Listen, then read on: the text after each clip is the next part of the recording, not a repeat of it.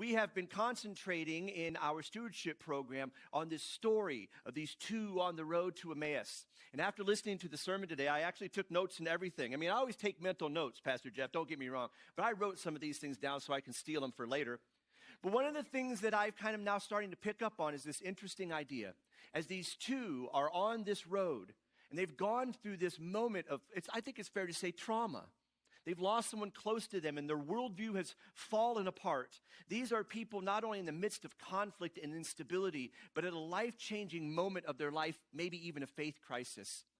Jesus comes and they walk and they talk and the scriptures are open to them and there's all these wonderful things that happen. But perhaps the most important for us, at least for this moment, is to realize that even going through the suffering that they have gone through, and all of the instability that they are feeling, and maybe even the crisis of faith, the one thing that they are able to do is offer Jesus a place to stay.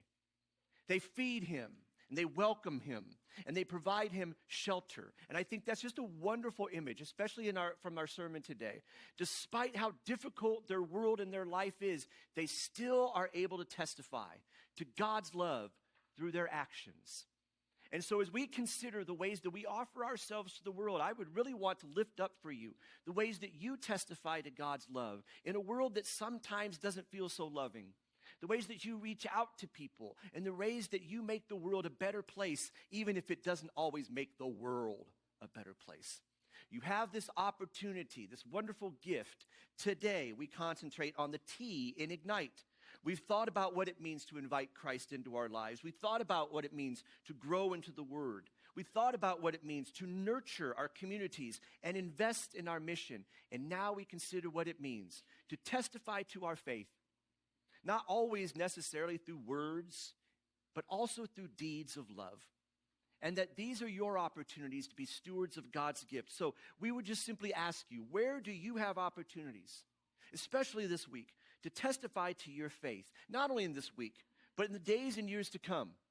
I don't know if you know this, but back when I was graduating seminary, the average Lutheran invited somebody to church once every 10 years.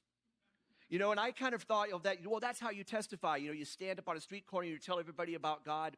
But you know, today is a great example from our sermon that maybe the way to testify is to simply be love to the world. So I would challenge you, not only challenge you, but just offer this to you as a gift. Where are you going to testify to your faith this week and this year through your deeds and your acts of love? I can't wait to see them.